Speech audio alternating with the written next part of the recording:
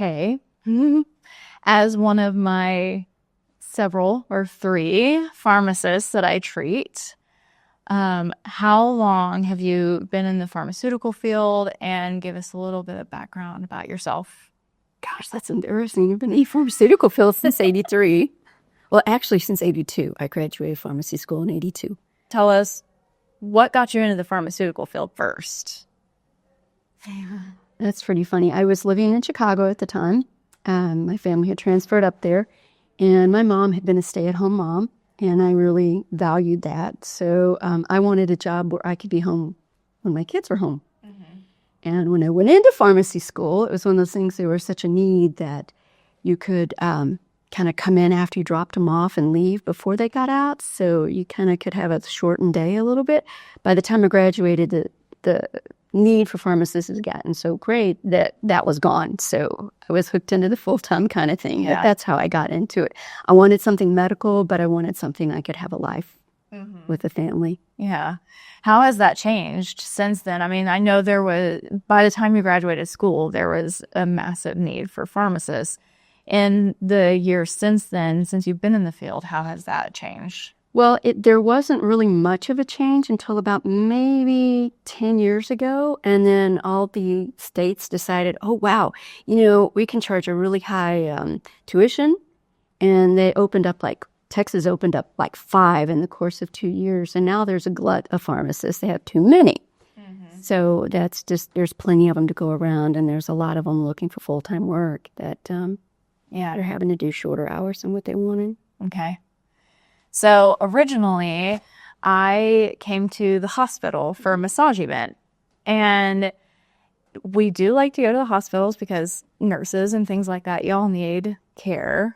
What, in the course of the massage event, what made you decide to come in and get checked? I realized how bad my back really was. I had so many knots up and down my back, and it was actually a lot stiffer than I realized it was. Yeah. And,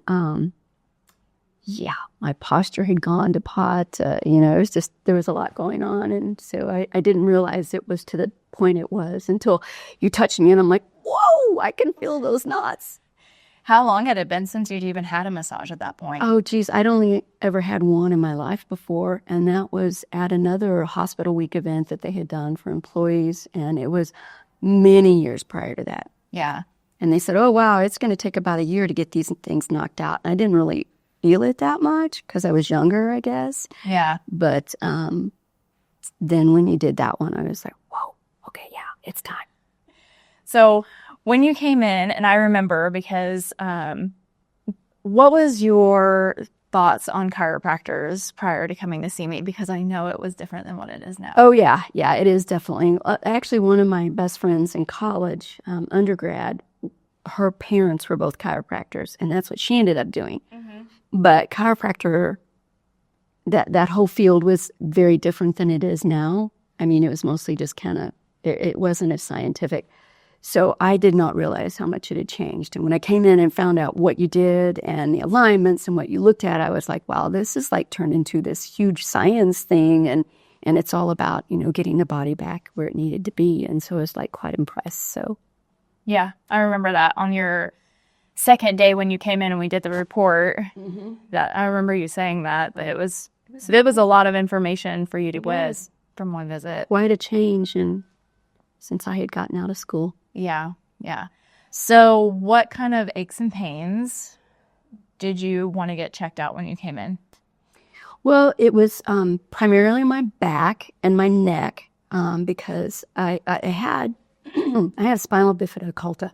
So one of my lumbar vertebrae never formed. And so I have always been kind of flexible and slightly sway back. So I always put the pressure just that vertebrae. So I had a lot of lower back pain. So I was hoping to kind of get that addressed and see if we could do something better to get that alignment so that it wasn't like that. Yeah. And I could be, I like to garden, and I have dogs, and I do my own grooming, and I got little dogs and big dogs. So that would affect me when I would have to do several in one day. So I had hoped to improve my life that way. Yeah. And then moving forward, you've gotten care now for, oh my goodness, it's over a year now. Over a year. It was a year, probably July. I think so. And how do you feel now after the year with the low back pain? Oh, a lot more mobility in my neck. My back, I don't have the pain I had when I would have to, like when I garden. Yeah. It's only if the whole session is, bent over, which I think anyone would have a problem with that. Yeah. But at my age, I think I'm very active. I'm told I'm very active. I can do, I'm pretty mobile. I've been a single mom since 2000. Since 2000. So I stay very active, participate in all the kids stuff. Always had lots of dogs around, so pretty active. Yeah. And the neck, when you initially came in, you didn't say anything about your neck. I think it was geared. Yeah, I thought it was more in the shoulder and the low back. Was very stiff. I couldn't do this. Yeah, very tight. And so with that, were there any other benefits that you've seen in this last year besides just, feeling better in the low back, more mobility in your neck? Actually, yes. And also I had a lot of like numbness and tingling that would come down my right hand and arm and through those 4 fingers. The little fingers didn't seem to be affected, but now that's pretty rare. Yeah. Pretty rare. Really common in the lower part of the neck where those nerves that control the hand are. So that chronic subluxation or that chronic pressure on those nerves will cause issues through there. And now we have that moving better. Back when I was in high school, I had a lot of back pain because of not knowing what it was. And they did have me on pain meds. And then I said, look, I told my parents, I don't want to live my life on pain meds. I want to find out what's going on with this. And so I had gone to an orthopedic surgeon, and he found out what the problem was. And so I spent a year in a back brace, which kind of realigned how I would stand and sit for, in day-to-day movements. And he gave me exercises to help relieve the pain, which I preferred. But as I got older, of course, the brace, of course, didn't fit anymore. And it was an incredibly uncomfortable brace. And then when it was in storage, when I was having a baby, because obviously I wasn't going to wear it at 9 months pregnant, it ended up getting damaged in storage, so that got tossed out. So I didn't have any more, so I relied just on the exercises. And as I got older, they didn't work as well. So then it's NSAIDs, you use NSAIDs for pain meds. I didn't ever do the narcotic kind of things because with my job and with kids and driving the long distances that I do, those were not very conducive to safety. So I always stuck with NSAIDs. Well, those are non-steroidal anti-inflammatory medications. Those are things like your Motrin, your naproxen, those type of medications. Yeah. Sorry, being in the medical field, it just kind of what you normally do. But yes, that's what those are. And those are hard on your gut, and long-term use, they can cause kidney damage. So they're not something you want to deal with on a long-term basis either. But you got a quality of life you got to deal with, raising 3 kids and, stuff. It's and all the dogs. You got to have a quality life in there too. So I try to just do those as a PRN, but I find I really rarely use them for anything other than headaches anymore. I had problems sleeping, which was part of it. I was doing about 4 hours of sleep a night. I just had a lot of trouble going to sleep and staying asleep. And I would wake up or just have trouble falling asleep. And now I fall asleep really easily now, and I usually average about 6 hours of sleep, sometimes more. And I think a lot of it's just the comfort. I don't toss and turn in bed a lot. I lay down, I can relax, and just kind of go to sleep. Yeah. I'm not trying to find that comfort spot. Right, on your back. On my back first. Feet and ankles off the end. There we go.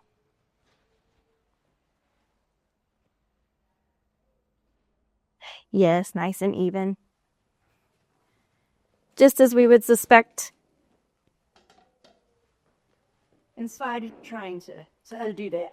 Yes, Kay had a fall over the weekend and actually did hit her head, and her Atlas survived and was not knocked out. It was quite impressive. Yes, she's got stitches. She's got them covered up really well today.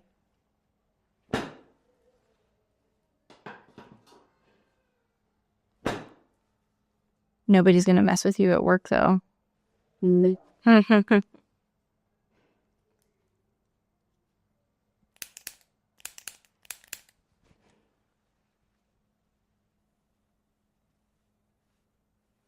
There. Now, sometimes with spina bifida and things that are a little more traumatic in the lower back, we might not use this drop piece. Sometimes that is too aggressive for that, but Kay has never had a problem with the drop piece. But if she had, then we would 100% just be using the activator to adjust that area.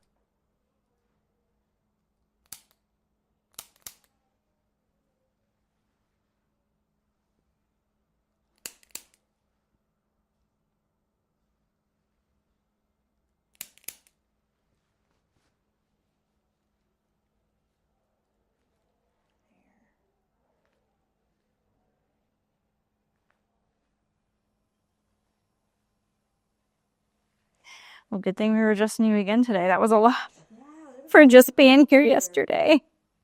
But I cooked a lot last night too. Aha. I never sat down. Let's get you sitting up. Go ahead and swing the other way for me. Yeah, because you said you weren't that sore from the fall. Yeah, I didn't get sore. I had a couple bruises. My hand hurt worse than my head. Mm-hmm. I know, your poor little hand was so bruised.